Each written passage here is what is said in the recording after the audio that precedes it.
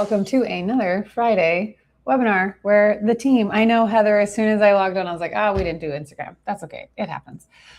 So thanks for everyone who's jumping in. If you are joining from Restream, glad to have you here. Only challenge is you will not be able to participate in the comments and heckle me, ask me questions, or be there alongside my team as we do these Fridays calls. We do this every week on Fridays at 3 o'clock. We rotate through a series of different topics, and this week we were talking specifically about creative diversification. On creative diversification today, we're going to be going over the importance of why creative diversification matters, what I call my rule of 6. We're going to go a bit deeper into the ad triangle of the different type of ads that we see and how often they're the easiest ones to know that we're failing with them. And then we'll go into some examples. So as usual, these are ideally informative, but very informal. Shout out to Heather, who's in the background on this. So she'll be helping out occasionally if I'm missing comments in the chat or if something is happening. But this week, woohoo, they're working. So yay, Bay and Sammy, everything is showing up the way it's supposed to. It is your favorite Friday, Bay, so I'm excited that you're here. And then, Glum, it's everyone else's favorite webinar. Heather will be behind the scenes, so if there's things that get stuck, go ahead and you can sign it, especially if you're watching on LinkedIn, YouTube, Facebook. We'll be able to do this. Sammy, Glum, I'll take it. Ha, ha, ha, ha, ha. I actually was at my cousin's welcome event, so I have leftover hair from yesterday. And shout out to my niece who gave me this bracelet. Anyways, enough with the compliments. Let's get into the content. Today is about creative diversification. Heather's put together some slides. It's a topic we talk about a lot, so it's some generated slides. Seen them briefly. If you have questions, excited to go through them. I'm going to share the screen in a hot second. Oh, how can we jump? We have the end of it. Ha, ha, ha, ha. You can always hit me with your questions. So for the creative diversification, this is one of those things that's like one of the most important topics to cover, because when we're doing meta ads, Facebook ads, Instagram ads, the structure is not as important. Oh, look at that. Heather's like, I've got the controls now. The structure is not as important for how we're setting things up as the ads are. Like we talk about in our Horsemen that like we have our different campaigns, but we don't have to care about the audience targeting. We don't have to care about all these like dynamics. Like when you think about a 100-watt light and you can have from 0 to 100, the difference between 69 and 74 might be really important to a lighting expert, but for the most of us, we're seeing a lot of the same thing. What we want to have is an established creative that will let us tap into new pockets of demand, that will show Meta that we are providing solutions with our products and services that solve many different needs. If you're going to be a one-trick pony, you're going to have a one-trick ad. Side note onto this, Heather, I can see that like the LinkedIn comments might not be working through, so I'm just going to do a quick item to see if I can reconnect the LinkedIn account. So if you are watching from LinkedIn and you are posting, if your posts aren't getting through, sorry, I'm going to recommend that you switch over to YouTube. Sorry, I'll have Heather throw in a QR code if necessary. In theory, it should be working now, but this is Restream, and because these are informal, not informative, sometimes those weird things just come through. But if you are on LinkedIn and you can write a comment and it can see through, you'll help us let us know if it's fixed. Heather, but I defer that over to you because I think I did what I was supposed to do. So with the ads, what's really great about right now is we talk a lot about how like Andromeda Meta AI algorithm, the ad retrieval engine, partnered with Lattice, Gem, ad sequencing, and adaptive ranking, allows us right now to figure out how we can tap into the various audiences we want to go through with creatives. Creatives are your new targeting. And creatives, we talk about before the click numbers that help us identify if you're on social media, are your ads in an eruptive marketing environment actually interrupting the feed or not? If you're not, it's like if a tree falls in the wood and no one hears it, does it make a sound? That is what happens when your ads make zero impact. And you don't want to invest in the same ad where it's like, okay, Lauren is in a beige dress. Lauren is in a pink dress. Everything is the same except the color. That's not creative diversification. That's just the same exact ad wearing a different outfit. So when I talk about the creative diversification rule of 6, this is where I start with everything. So if you're advertising a product or service, which means you're at the bottom of the funnel and you're trying to generate a booked call or an actual sale, when you're doing that, any product or any service that you're trying to launch, it's my rule of 6. And the rule of 6 came from Meta previously argued that you should never have more than 6 ads per ad set.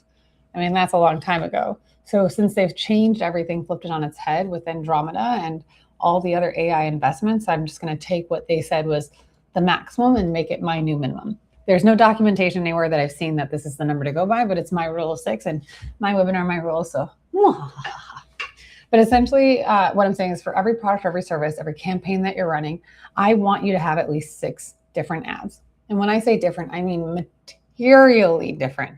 And in Meta's words, that's at least a 25% difference. I think, Heather, that's like one of the upcoming some.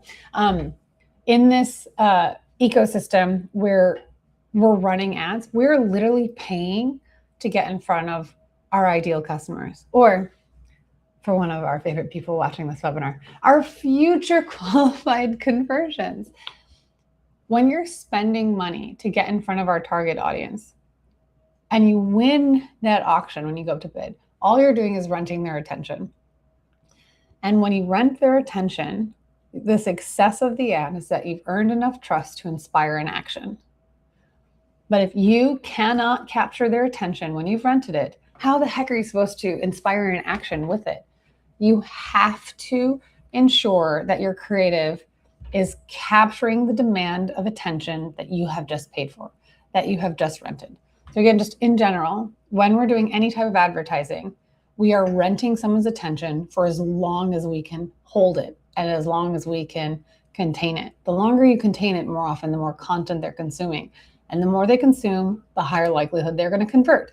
Hence, future qualified conversions. You can get someone to say faster to a yes at the bottom of the funnel when you're establishing and marketing your brand.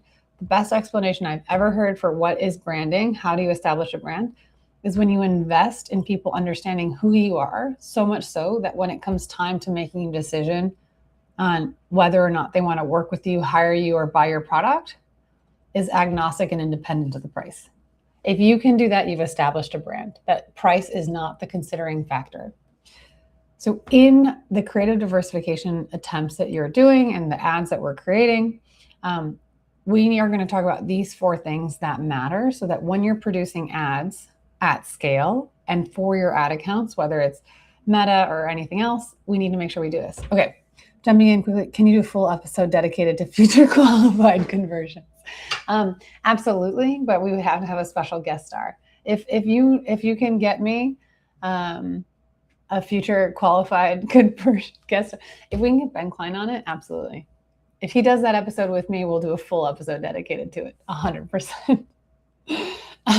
So for today, like I said, we'll go over why it's important to diversify and what I call the lick test. If you're brand new to this, by the way, there's always a PG-13 warning on any of the content I do. It just makes it easier to stick to some ideas. So of course, we're going to talk about the lick test. I'll go a bit deeper on the rule of 6 and give some examples. The ad triangle is something we talked about briefly last time, but I want to get deeper because obviously this is a training for my team, and Bay and Sammy, I really want us to make sure that we're understanding and we're tagging and evaluating all of the ads that we get provided from clients and any of the ads that we're creating and understanding where does it fit within the ad triangle. And then my favorite piece of this is, to me, the quintessential thing that if we do not answer what we're selling, and we'll have the QR code so you get direct access to it, you know exactly where I'm going with that Harvard Business Review. I want to get a little bit deeper into this so that we can start ascending up in those hierarchy of consumer needs so that when we're solving for creative diversification, the consumer needs and the hooks is at the top of the conversation. Because again, when we're renting attention, if we don't capture it, that was waste of rent. It's like paying for a Brooklyn apartment, $7,000 a month for a studio apartment, and you're not even staying inside of it. What? Sublet that sucker out. So while you can't sublet your ads, you can at least make sure that you're occupying the feed to the best of the ability. And we'll go deeper into how you can do that when we show the examples. So what is this like lick test and like the one flavor can't win every customer? A lot of you on the team, like, when I talk about the diversity of our favorite flavor ice creams. So for those that are watching on Restream, or for those that are joining us for the first time or on it, just as Heather has said, I want to know, what is everyone's favorite ice cream flavor? If I don't see strawberry cheesecake, I won't be upset. But I want everyone to enter into the chat. What is your favorite flavor of ice cream? And if somehow they're not coming through on the other socials, apologies in advance. I can see the comments coming in from YouTube. But it's Restream. Remember, these are informal, but ideally informative. So even if you can't participate in the chat, you'll have a fun time making fun of me regardless. So as we wait for everyone to say their favorite flavor of ice cream, my favorite flavor of ice cream is going to be something absolutely ridiculous because, duh. Irish is saying mango tango because I always disrespect her vanilla. So Irish's favorite flavor is mango tango. Bay's is arroz con leche, which is going to be a very specific regional flavor of ice cream. Mine is going to be chocolate hazelnut and mango combination with gummy bears and chocolate sauce. So I'm asking for like something obviously and absolutely ridiculous. Heather's going to say anything with peanut butter cups just to begin with. Strawberry cheesecake only by Baskin Robbins. Oh, okay. I didn't realize that we had hyper specifics that it has to be only Baskin Robbins. That's fair, because I actually was at Publix the other day and I was thinking, is it going to taste the same? Well, I'm glad you've confirmed where the line in the sand draws. Another one I really like is Moose Tracks. But the point is, you'll have noticed that myself and my team, like, we don't have the same preferred flavor. And for Bay, for example, if she were to see arroz con leche in a store, or Irish, again, my flavor is so there. If I were to see my specific flavor, and I'm sure someone else likes Dubai chocolate. I can't stand Dubai chocolate. I don't get it, but hey, I'm not going to yuck your yum. But if someone were to see something as specific as arroz con leche, we know that the excitement someone has when they see their specific favorite flavor, it ignites this emotional feeling inside them. And while arroz con leche is not everyone's favorite flavor, it is definitely Bay's. So when she sees it, she's like, say less, I'm going to buy it. More likely not even considerate of the price. Like, I think about, I went to Tampa like 3 weeks ago. I paid $17 for a single scoop of Moose Tracks. Why? Because I never see that flavor of ice cream and it vibes so well with me. That willingness to pay $17 for a single scoop of ice cream, or like for Maureen, where she's like, oh, I'm going to have matcha ice cream all day long. Hear you on it. I can't do more than like a spoon, but I'm glad that you like it. When you see the flavor of ice cream you like, it resonates with you so well that you're going to order that every single time. Now, for Heather, she might not be interested in matcha whatsoever because she had said anything with peanut butter cups, right? When Maureen sees something with matcha, she's going to jump in. But if someone else, like say Heather is shopping around, she's like, oh, I see that they have arroz con leche, they have matcha, they have strawberry cheesecake. I see a variety of options. Maybe they would have something with peanut butter cups. Bay is going to buy her stuff in a blink, but the more variety you have, like as Guam said, like as long as it's Baskin Robbins has at least 31 flavors, right? So you have at least 30 different flavors. And as Heather's saying, like matcha doesn't appeal to her. Maureen can have it all day for herself. But the fact of the matter is, you want your ads to have much emotional drive. You want to have your ads feel so personalized, so specific to the people in your ecosystem, to your prospective customers or future qualified conversions, that someone's going to like raise their hand and immediately have this same level of support where Bay is going to buy it in a blink. Often I use the example of pistachio ice cream because that's like my least favorite flavor. So again, but I don't like to buy chocolate, so it makes sense. When you're creating your ads, the importance of the lick test, the creative diversification is, do you have ice cream that resonates someone so much that they're going to have, I will buy this in a blink? And then do you have other flavors that are going to resonate with others? Because if you only have that one flavor, where Bay is saying, I'm going to do arroz con leche, buy it in a blink. But if that's the only one that you're doing, or sorry, Maureen had said matcha, she's for it. But if you only advertise matcha, both Irish and Heather are like, absolutely no way. It doesn't vibe with them. And it's okay that your ads don't vibe with everyone. We are not trying to talk to everyone, because when you talk to everyone, nobody is listening. What you're trying to do is create the unique, different flavors of ice cream so that your audience can see that your ads are materially different as the flavor of ice creams that you have. So exactly as Heather put on the slides, different flavors speak different love languages. Your variety will penetrate new audiences. What does it mean when you're penetrating into new audience? The fact of the matter is, creative is the new targeting, and you can actually get as deep into your creative targeting now as you could in Facebook ads in 2015. Another example, a lot of you have probably switched to your Facebook example. Oh, yes. Okay.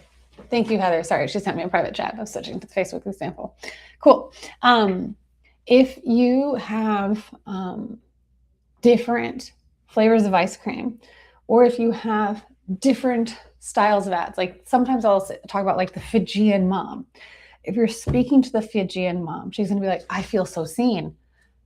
Because there aren't that many Fijian moms compared to the larger market. And when you speak to someone so directly, so specifically, they develop more trust with you. So that's why we need to have creative diversification. You're creating new pockets of demand. You're introducing different ice cream flavors so that you're talking about your product or your service and the solution it provides, the benefits it has, why you versus your competitors, all these different ad angles, so that you can speak to your end customer in the love language of their promotional needs. So hopefully that makes sense. When I'm talking about that lick test, it's like, how diverse is it? Like, do you have people vibing with you to the degree of ice cream flavored differences? So I've got on my screen of showing, are these the same ad? So both of these are set up in a cemetery. Now these are ads that we're running. So imagine that these are both having same copy, but they're both cemetery ads. More or less, do we think that these two ads are the same? Cemetery theme based, talking about an email list built in a cemetery. If these were the only thing and the copy was the same, do we think that these are materially different, like matcha versus arroz con leche ice cream? I'm going to force the team in the chat to reply to it. And then after, so this is a live example that we have. And so I'll explain on this in a second, but I need someone from the team. Do you guys believe if these were just the two independent statics? I know you know the further progression of other ways that we actually do this, but like these were just the two independent statics. Do you think that these count as the same, or like do they pass the lick test and do not count as the same? It's going to be, okay, Sammy is saying this is the same ice cream and Irish is saying it's essentially the same ads. You're right. Visually, there's different copy on the text, but they're in a graveyard. As Heather is saying, it's pretty similar. We've got one gravestone, verse 4. Well, it's just the same photo, but like a screened in view. Absolutely. So I'm glad that, well done team. They are absolutely the same ice cream, same flavor. As you're saying, Irish, this is essentially the same ad. Fun fact, this is actually ripped from the exact same ad because this is just a carousel and it's a progression. The way that, it's okay. I think A+ for all of you. Yes. Good job, Heather.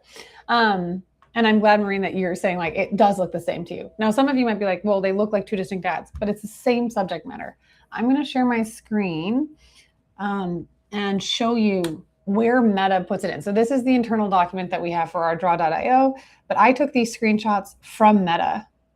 So this is one of their more extreme examples that people often fail. Heather, just really quickly, how do I get it so that I'm not showing three things? Okay, great, thank you. Here, this is an example from Meta. You can see that we have these first two ads, the Little Lemon, where there's ad control and the X.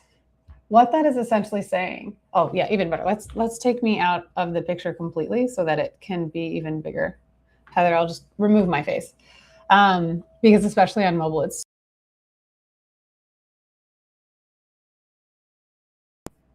oh, never mind. Mike is muted when I'm backstage. New learning of the week. So what Meta talks about here, let me see if I can zoom in even more. When we're looking at this ad specifically, we did the shopping. Your meal prep has never been so efficient. Check out our line of ready to cook recipes. This is a bunch of food with a sticker on it that says fast delivery. The one right next to it says, we shopped for you to make meal prep even easier. Look at this language. We did the shopping. We shopped for you. Your meal prep has never been so efficient. To make meal prep even easier, check out our line of ready to cook recipes. Check out our line of ready to cook recipes. Well, technically the copy is slightly different. It's still the same message. Even on the images, this is still the food with a sticker that says 1-day shipping. This is a food with a sticker that says fast delivery.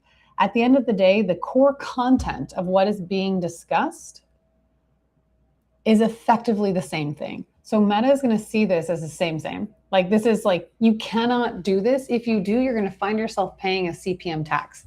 What Meta is actually asking you to do is you have two ads that are materially different, not just in looks, because here we have the food with a sticker and here we have ingredients on the right with more copy to enhance the image. Not only is the image materially different, but so is the language and content of the copy.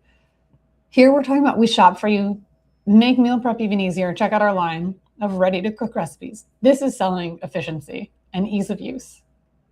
Whereas on the right, we're saying, want a little pasta a la Norma at home? We've got you. Our ready to cook recipe is ready in under 30 minutes.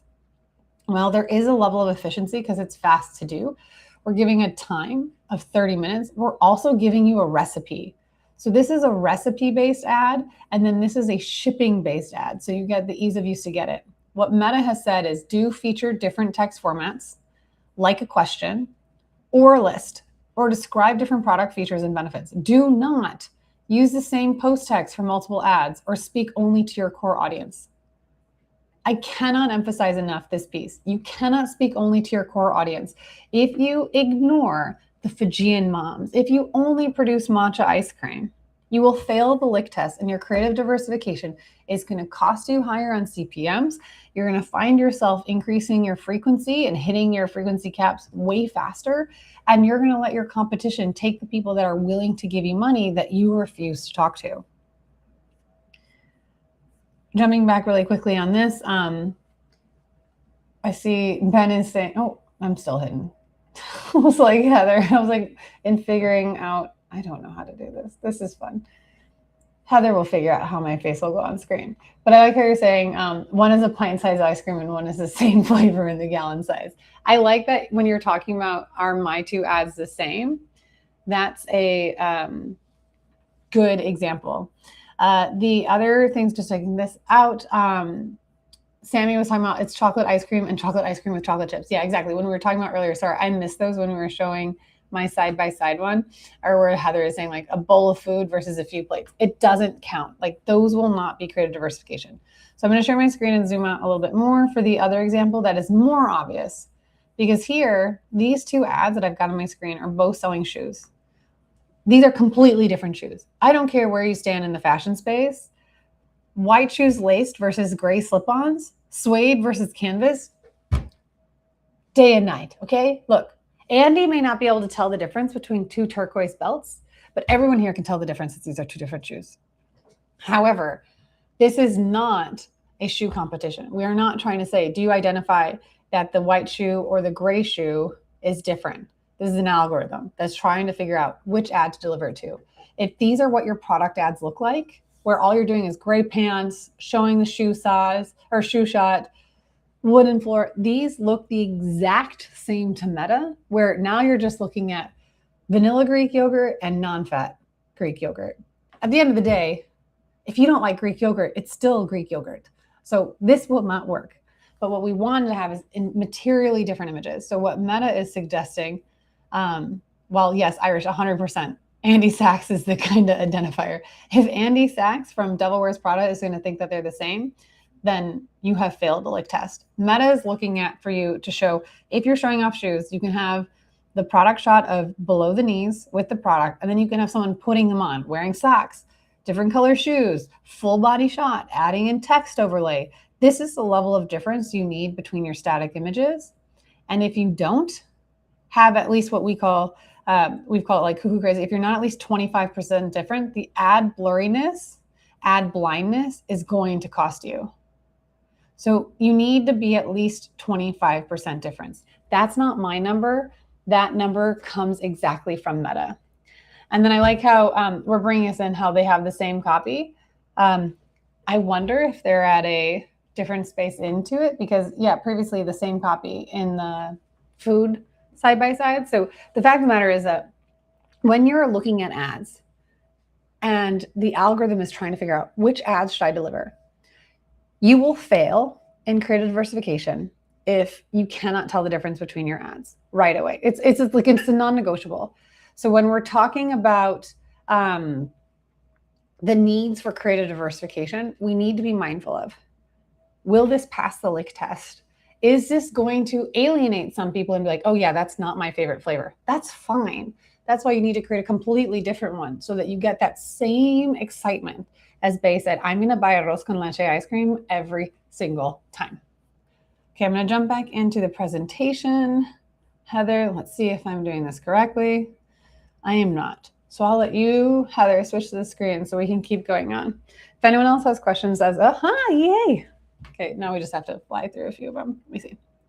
Are these the same ad? As we talk about same ad, different outfit. A lot of the times where I see people mess up is if you're an e-commerce product, you have the same product, but like here's the pink shirt, here's the blue shirt, here's the yellow shirt. That's not what we want to do. Oh, I knew it was Christoph. Hello, Christoph. Hey. If you have individuals that are using the same outfit and you're just showing the different shirts, you're showcasing variety. Your website can show variety. A carousel can show variety. Your ad should not, unless you're using that and calling that out in the copy. What you want is you don't sell a shirt because, hey, look, we have it in 3 different colors. If you have it in 300 different colors, great. That's a very unique selling point. People aren't buying the shirt because of the color unless it's like hot pink and matches your Rode microphone. I mean, like, this is obsessive, but like, we know that's my favorite color, like, because who wouldn't invest in a microphone like this? Unless you have that hot pink, that's my favorite flavor of ice cream. Telling me that this comes in black, red, and white makes no sense. You're not using the ad in the way it's supposed to. These are interruptive ads. I need you to rend someone's attention and tell them a story. If you're saying, hey, get it in red, white, blue, or beige, you're assuming that they're ready for the conversion. And that's not the type of ad that we're trying to do. You can have the landing page that confuse it. Your ad is responsible for getting attention. Your landing page is responsible for selling an offer. And your funnel is responsible for the follow-up. If you put only everything, like if you put only your ad as the purpose, the end all be all, you're missing the point. Creative diversification in Meta is saying, hey, let's create a wide variety of different ice cream flavors that is going to invite people in to come and ask for a sample. So that when they try the sample, they see the attention, they're super excited. You have arroz con leche? Okay, amazing. I'm walking inside the store. I try it, this is perfect. I'm going to get a full gallon of this sucker. You cannot sell a gallon of arroz con leche to someone who's looking for matcha. That's not the way you go. You want to have your ad is about getting attention. Your landing page is about then selling your offer, and your funnel is about your follow-up. Showing this dress in beige, this dress in blue, this dress in red is missing the purpose of what your advertising is doing, and you're putting too much on the ad, which is why you're caring about the wrong numbers. Heather's 100% right. You target me with anything hot pink, I mean, you'll just look at, again, my Instagram is just like all hot pink motorcycle gear. Like that's all I'm buying. When Irish is saying more flavors means catering to more types of audience. Yes, that's true, but more importantly, it's increasing more demand pockets of audiences. Every user has 10,000 different points of data that Meta is looking at about us individually. And when Meta is evaluating which ad should I serve in front of this user, because there's like beaucoup de ads that they have available to them. Like there's so many options, and you're like, how do I determine which one to deliver? It's which one resonates with with as many of the 10,000 different points as possible. I'm going to jump into this one because Ollie's asking a quick question on this. For talking head videos, the same person, same room, same camera lighting, same setup, same clothing, but different completely script. Does that count as 25% difference? I mean, Ollie, if you wanted to, you can think it counts the same. But when it's visually the same, essentially it's not. What you want is to, like, I get it. Like, it's really easy. So like I'm in an office right now, blue background, same outfit. Say I'm doing all this content in the same. Think about this if you're looking at the different videos. I don't know what the content is about. You have to design for second zero. I understand. It's super easy to do batch content, same outfit. But if you've ever met a woman that has taken photos and posted online, you know that when they wear the same outfit, they're like, oh, I saw that dress at this wedding. I saw this dress at this wedding. I saw this dress at this wedding. The visual hooks where you have the diversity of it helps us pattern interrupt. We're not trying to fit in the background. We're trying to stand up. We're trying to interrupt the feed. So Ollie, like where you're having the talking head, same person, same room, same camera, same lighting setup, same clothing, completely different script. You're going to trick people into thinking, I already saw this. It's like if you watch the Hallmark Channel and then you're watching a movie, and don't watch it with me because they're too predictable. I'm like, oh, she's going to fall in love with him. Oh, he's going to backstab her with this. Oh, she's going to be the person. Like when it's so formulaic, when it's so predictive, you're like, I already watched this movie, even though it just came out yesterday. That's what's happening when you have the same talking head with a different script. What I would recommend is that if they're able to film, at minimum, change their shirts, change like the way that they're addressing it. It's okay if like you have your film studio that's set up, but even a news anchor, they're changing their outfits all the time. Men don't count. I mean, like you can have the same guy wearing the same suit that's doing the weather forecasting every single day. Whatever, that's the weird exception. But generally speaking, you want it to be visually different. I love that you're already going to the scripts are materially different. So then I would ask you, like, the talking head and the guy in the background, is he just doing like a yapping video? Is he enhancing any storytelling? Like, why would I listen to a video that's sounds and looks the same? I have to pay attention long enough to know that they're materially different. So if you don't have a strong hook that actually gets my attention, it's going to be like, been there, done that. Irish is coming in and saying, people are visual creatives. I'd think it's the same video and skip. Yeah, like exactly, Irish. There's great things about it where you have the familiarity of the face. Familiarity has a really strong place. And that actually jumps into when we get to, I'm going to jump through a little bit, the rule of 6 in practice. Okay, I'll touch more about this, Ollie, in a second when I'm talking about the ad triangle. So there's 3 different types of ads. And there's a piece to it where one is going to be good. The other 5 are going to be what I call ego ads. But Heather is talking about there's really great value in B-roll. So if you're only able to do batch content, sometimes there's people that can't do anything else. It might be a chance where if they're filming here, maybe you use it as voiceover work for B-roll. Maybe you use it as AI enhancements where you can have that person have a background change and now they're in space. You want to pattern interrupt. So that's a really good opportunity. If you have resources limited where the person is only willing to film in a single outfit in this one space, everything is the same, can't do a lipstick change, can't do glasses change, whatever. We do what we can. But I would invite you to make sure that one's a carousel, one's a video, one's a static. Because while the creative diversification means that you have entirely different, and let me show you what some of our examples of difference are. And Heather, you can take off my face. So if it's easier for those on mobile, unless you can flip your phone. But here's an example of our 6 that we're doing. I don't know how much of a difference that made, but whatever. These ads ideally don't look the same at all and are not giving you the same type of energy. If you disagree, definitely welcome you to tell me in the comments that for you that you see the same. But here's the same webinar. So these is actually these are the ads that we have running for this webinar. So you might have come in because you saw one of these ads. If you did, you'll recognize it. But do you see how one is your ad holding you hostage? This is an escape game themed ad. Is your ad performance feeling like a broken record? Escape theme, broken record. Both of it is your ad the ad can't figure out its way to find its way out of the ad algorithm. Broken record. It's the same song on repeat. It's like listening to Baby Shark 10,000 times over and over and over again. I get it, like Let It Go, singing Baby Shark, but still, I say that and everyone's like, oh my gosh, don't. We have get in losers. We're testing ad creatives, right? Like this is super nostalgic to another ad. Oh, well, I'm like, I don't know if you've ever seen all these ads together, but I'm glad that you like them. Shout out to Bay and Sammy. Here, when we have Kenny spot the difference, so that's a side-by-side comparison. As you progress through, that ad is showing you that where it's like, hey, where's Waldo? Like, how can you find the differences? We've got this isn't a democracy, it's an adocracy. So we're talking about like, you know, if you watch this film, Bring It On, amazing movie, but we all know the plot. And then last but not least is like when you have a child and we have like this like strategy Barbie doll type of situation. Barbie from Mattel was such a massive success.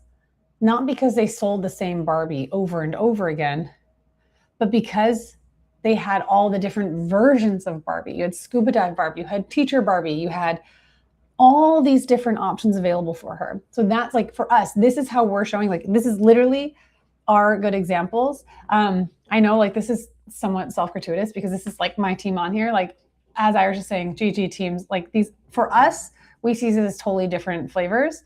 And like, maybe not everyone has seen them, but you know, this is our team kind of thing. So I'm glad that these show, but this is what I'm talking about to the level of difference. Visually, they look different. The copy, everything about it, having an escape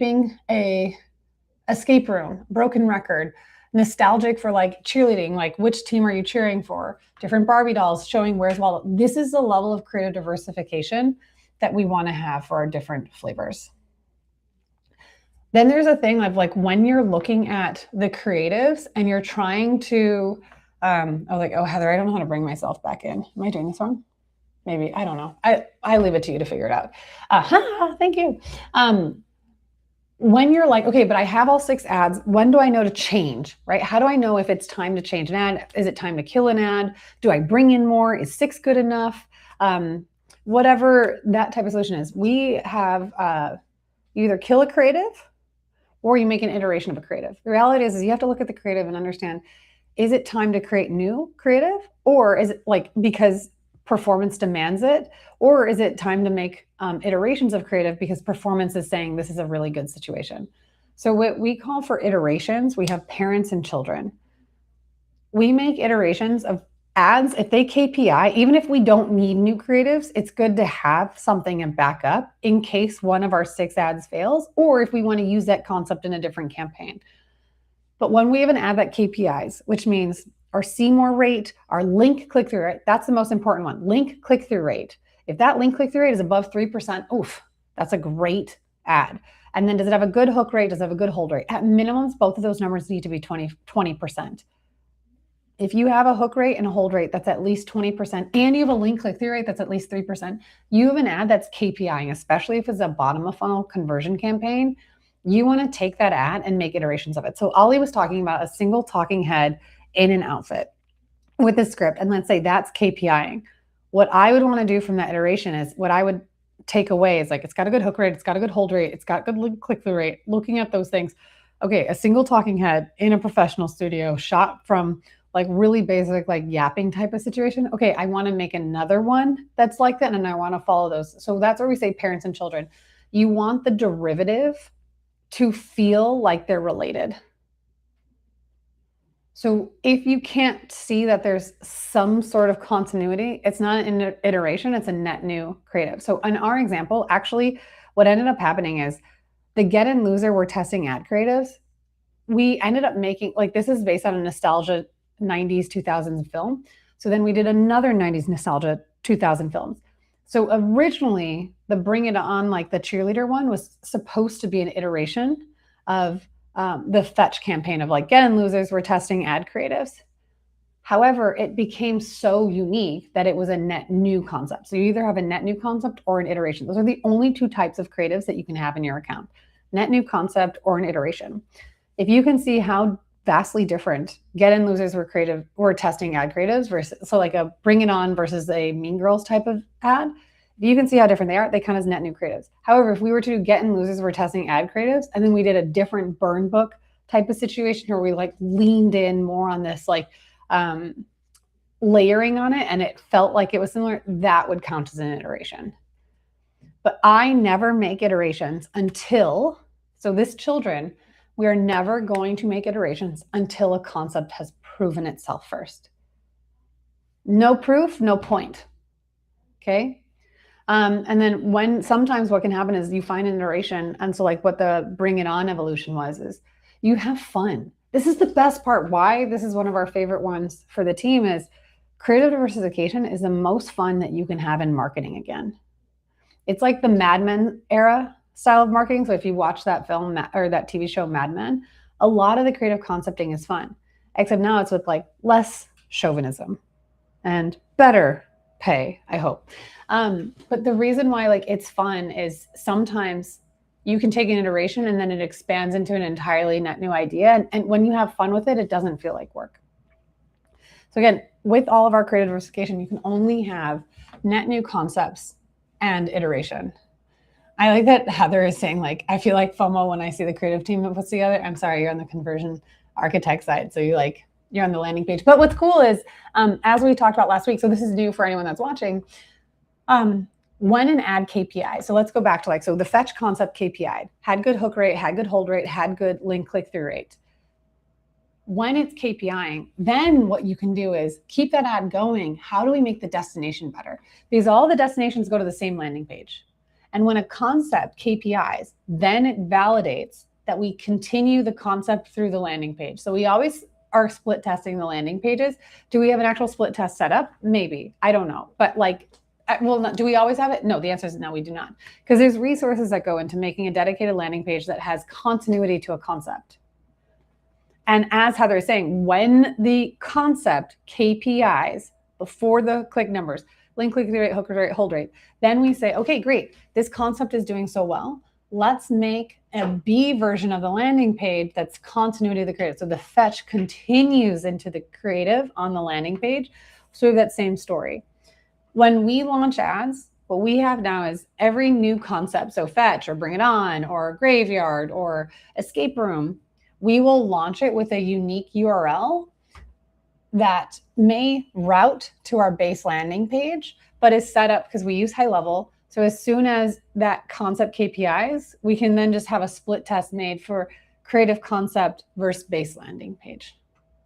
So every time we do a net new concept, we create a landing page URL so that we can in the future, when that creative concept KPIs, we can do a split test on the creative.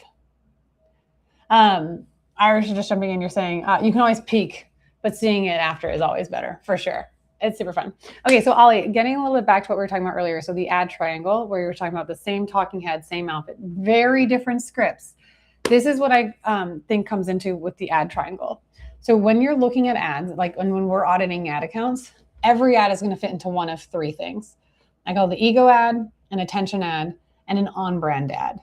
What makes life beautiful is when you have the perfect balance of this. The reality is a lot of ads are ego ads. If you think about it, that person, that same outfit, that ad, because it's the same person, if you're cold and don't know who that individual is, and that individual might be relatively famous, right?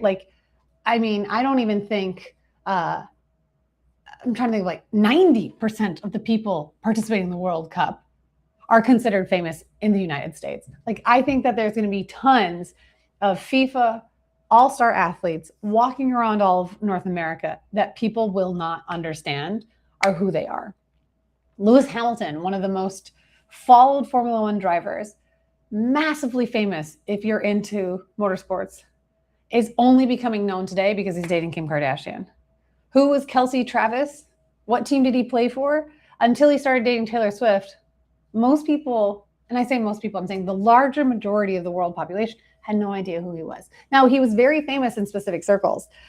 So a lot of times people, brands and creators will create ego ads and they think, oh, Lewis Hamilton, he's like the #1 Formula One driver with Max Verstappen. Although Kimi is like doing really, really well. So shout out to his team. But if you create an ad that's always about the same person, and like, granted, we put myself in a lot of the ads, but we make myself look ridiculous. So there's a bit of continuity, but none of the ads ideally are selling it on because like, hey, Lauren Petrulla is launching this webinar. Doesn't matter. What you want is to have the content of the ad overcarry the weight of the person. Because if all of your ads is leveraging the celebrity or the personality of the individual only, if I don't know or have that familiarity with that person, it doesn't mean anything to me. It could be a UGC creator. It could be a stranger off the street. It could be an actor you hired. It could be an AI synthetic person. So we just have to be mindful of when you're looking at ads, are these ego ads or are these attention ads or are they on brand? So Ali, like, I know I'm like going a little bit harder on that one. So I'm glad that they're working for you if they are. Just, you have to be hyper mindful that if a complete stranger was watching this ad, like no one has heard of this individual at all, would that person being in the same outfit add any value? Now, if it's like walking, that's why, like, if they're walking around or they're in a different environment, even a different outfit, at least you have a visual cue that's going to send something different. So an ad is either an ego ad or it's an attention ad. An attention ad is something that like scroll stops. It's something that like is, whoa, that caught my attention. If you look closely, or if you saw the ads that we use like for the escape game, or there's another one we have with the elevator, AI does me dirty. Sometimes AI makes me look like a dogfish Neanderthal. I don't know how else to describe it. If you think that's what I look like in real life, hopefully you're pleasantly surprised. But as much as it bothers me, like, oh gosh, that looks really scary, because it's so aggressive, because it's so distinct, like it's an attention ad. It's actually doing what the ad is supposed to do. It's interrupting the feed. So actually, I don't care. Even if people want to think I look like a Neanderthal without the ads, like, that's fine. If you're going to comment, that's like, I love when trolls are active in the chat. Like, I'm really glad that you guys are enjoying this, because you know, it's why like it's fun. Like it's interruptive. It's supposed to get your attention. How do you get someone's attention? And sometimes you do things like we have the like, hey Rick ad that's coming up. However you can stop the scroll. That's the most important thing that matters. Because if a tree falls in the woods and it doesn't make a sound, did it? Or if a tree falls in the woods but it doesn't make a sound, did it actually happen? Whatever that analogy is. If you have an ad that can stop someone's attention, that's 50% of the battle. Otherwise, you're renting someone's attention and not actually occupying any of their thinking space. Jumping on this, Irish is saying ego ads feel like nepotism, but attention ads is catfishing. Fair. Super fair. Like it can, I mean, it feels that way sometimes specifically, but there's other times where I want to go through taking out like my ego aside. Some of the things with attention ads is where people have issues is when they're not on brand. An ad can interrupt the feed. An ad can interrupt the scroll. That's an attention ad. But if it's off brand, that's this like, this battle that you have to do.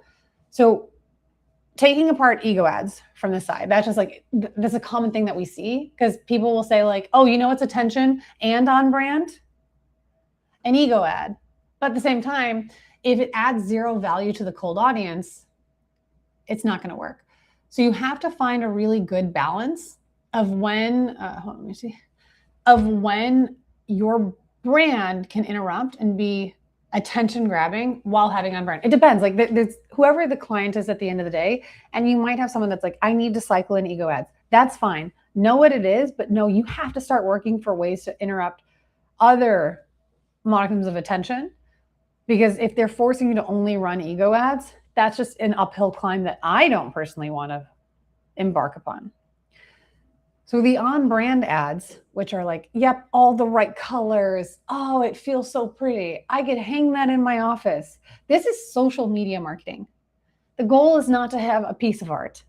That belongs in a museum. The goal is to grab attention. So the triangle of ads is, how do we have an intersection where we have this balance that I can interrupt the feed and be on brand in the same vein.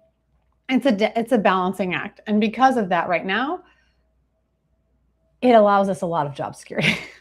But when in doubt, like, and you're launching ego ads, at least for the person who needs it, let them launch them, let them fail.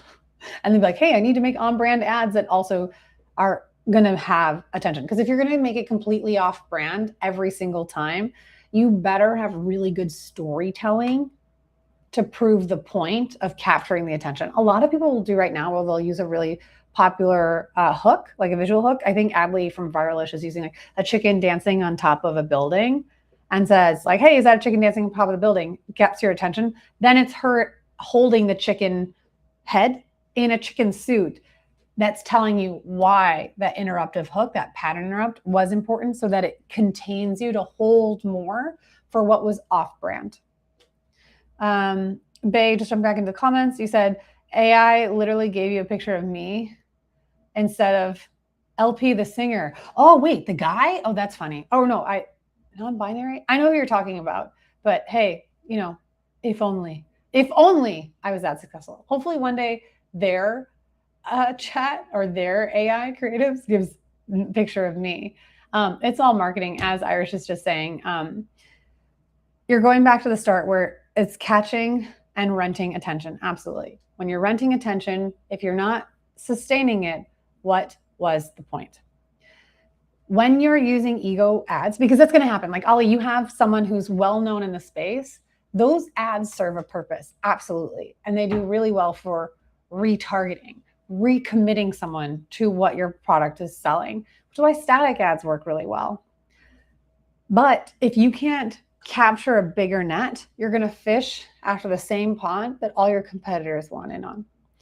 So that's why we want to be considerate and mindful of this attention that we're going after. So before you publish, Heather put on here the creative review. Is your ad an ego ad, an attention ad, or an on-brand ad? If it's exclusively one or the other, you have to at least like name the creature, like Voldemort. You don't name him. You're going to call it out. Okay. At least like you can't be increasing fear of the name only increases fear of itself. You're going to have ads that are exclusively on brand, exclusively attention building, and exclusively ego. It's a really nice exercise to do inventory to understand what are these ads actually doing. And if your ad isn't any of them, it's not getting attention, it's not even on brand, and it doesn't even have anyone, it's not helping establish credibility of one of your founders and one of the leaders on your space, it better be doing well, because otherwise I don't see it having much of a point. But I could be wrong. It depends. And like there is exceptions. So if an ad is performing well, we never kill what's working well. But for the most part, it's really good to take inventory and understand where the ads fall. And then here it's like, what do you like about the ad? That's really great too, of like understanding why you like the ad. So for like, is this something you would be proud to look at? Is this something that you're like, yep, I'm willing to put at least $50 behind this to see if this is going to hit my before the click numbers, such that link click-through rate is at least 1%, hook rate's at least 20%, hold rate's at least 20%. Team, Monks Media, you know that you're held to a higher standard. That's just for the rest of the world. But do you feel confident and proud of the work you're doing? We're not trying to do AI slap. We are literally in interruptive marketing space. And then you can look at it like, is there something that you don't like about it? And there's times where the only opinion that's going to actually matter is the data. So like, do I like that I look like a crude? What was that like DreamWorks film about the cavemen and cave women? Crudes. Meet the Crudes? I don't know. Whatever. Do I like that? No. But does it make sense and it caught my attention? Heck yeah. So we're definitely going to keep it. Okay. Shifting gears a little bit because I want to talk about my favorite crudes. Okay, thanks, Heather. Yeah, that sounds right. Shifting gears. So this is my favorite thing. Like this was the greatest like eye opener I think I've had in the last 6 months as it comes to creative diversification and making sure that we are selling with purpose. This is what we have is the 30 reasons people actually buy. That QR code is going to take you to the Harvard Business Review article. This came out in 2017. What I love about this is that, I figured out how to do it. Yay, Heather. Okay, I can remove myself. This has a different need. I wish I could zoom in on this picture, but hopefully you guys have a big enough screen that it works well for you. But just like the Maslow hierarchy of needs, we have a consumer hierarchy of needs. The higher you go, the easier it is to convince someone of why they should buy your product or service. Underneath, we have functional. Your ad, every single ad that you produce, I don't care if it's for a top of funnel campaign or a bottom of funnel campaign. If we can't identify which tier on the consumer needs hierarchy we are addressing, your ad is almost guaranteed to fail. We need to make sure that we are addressing one of these needs. At the bottom of we have functional. Is it saving time? Is it something that's showcasing the quality of a product? Does it have connections and integrations? I mean, I know for us, Claude has been such a predominant winner in the AI race for space on our calendars because of all the MCP integrations. Chat just has been too slow to adopt new integrations and new connections. Do you have an ad that's talking about the reduction in costs? If we're complaining about how much, or if we're not complaining, that's not the right word. If we're mindful and considerate of how much the cost of eggs is, how much the cost of gasoline is, you have to convince me that this is going to reduce costs that I'm spending elsewhere.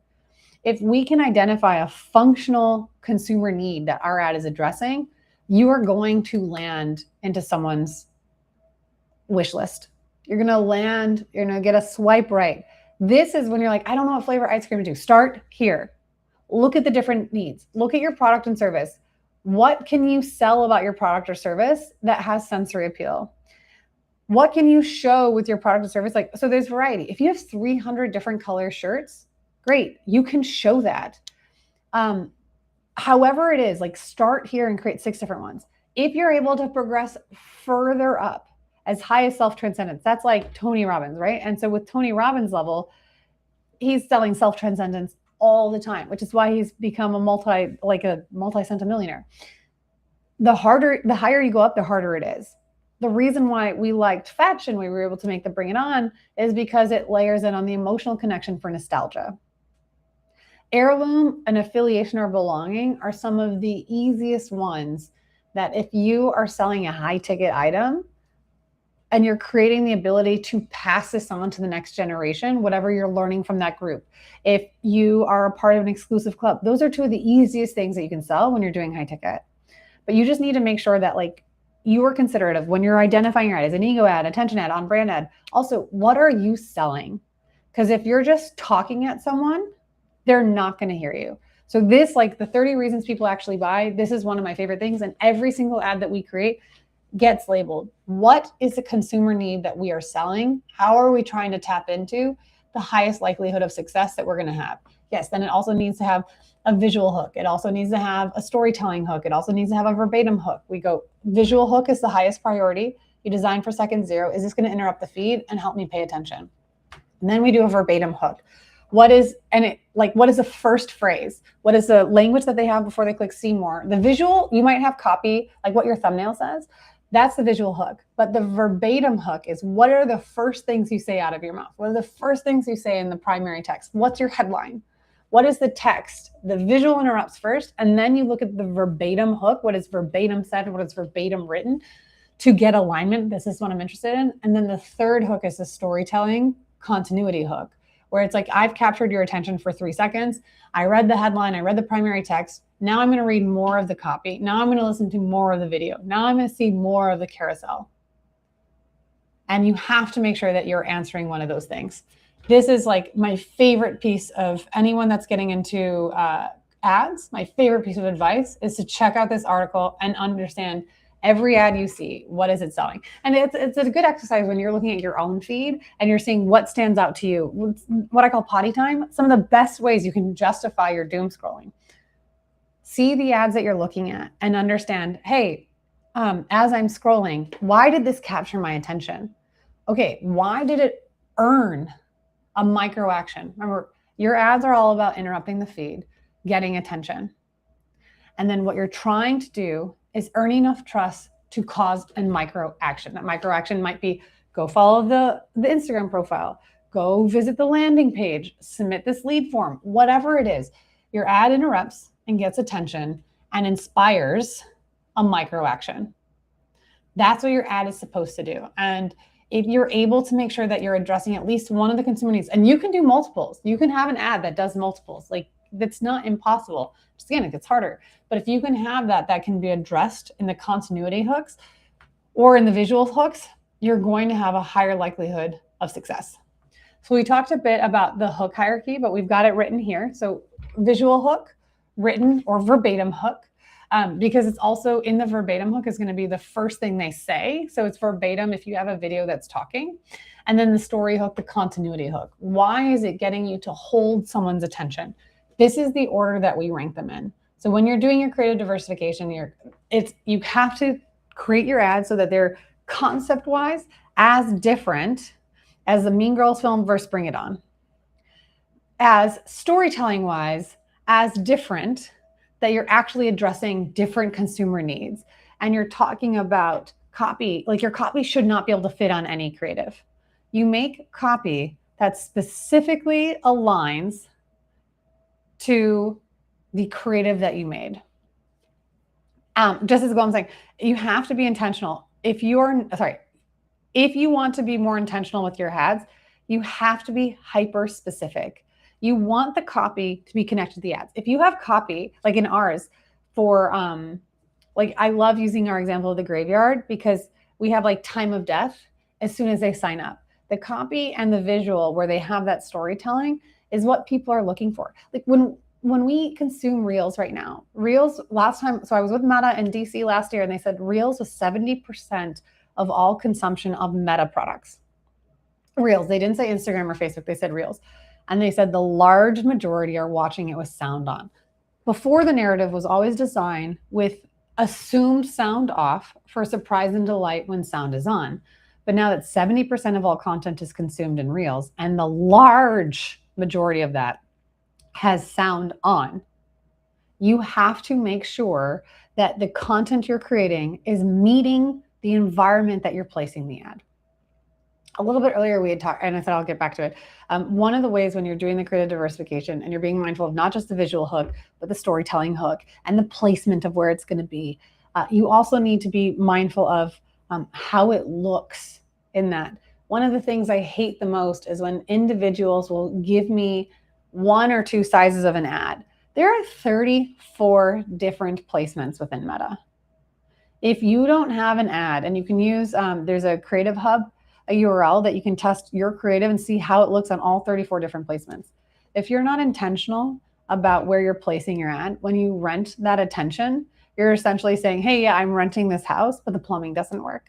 Or if you're in Florida and the AC doesn't work, oh my gosh, no ways. It's uninhabitable. So when you're doing the creative diversification, you need to make sure you have unique concepts. You need to make sure that you have copy and storytelling that's unique to that ad. We're not picking and borrowing. We're not Frankensteining an ad together. If the copy can fit with another ad, it's not specific enough. It's not matcha ice cream versus arroz con leche. What you're doing is vanilla, French vanilla, low-fat vanilla, sugar-free vanilla. It's all fucking vanilla. Oh, it's all vanilla. Sorry, well, whatever. I knew it was PG-13. I tried really hard not to swear, but whatever, it happens. And you have to then also make sure that you have the design set up for success for wherever the placement is going to be. Which is great because there's guaranteed employment, but it's easier with AI, but it's also easier to not pay attention to the small details that guarantee you increased costs. We got 3 more slides. This one is just talking about like when you're looking at the different timelines, 0, 3, 6, and 15 seconds are the numbers that we care about. 6 seconds came directly from TikTok. If you're able to get an audience to pay attention to 90% of your video up to 6 seconds, you have a guaranteed viral post according to TikTok. If you can get people to pay, if 90% of the people that see your ad watch 6 seconds, guaranteed virality. That came from TikTok. Now, I am not a lawyer. It's not legal advice. I can't stand behind any of their guarantees, but this came from them as they told us. We always design for second 0 because that's a visual hook. You remember that's our highest priority of hooks. Your hook rate becomes a very important number to know whether or not your ad is generating the attention it's supposed to do.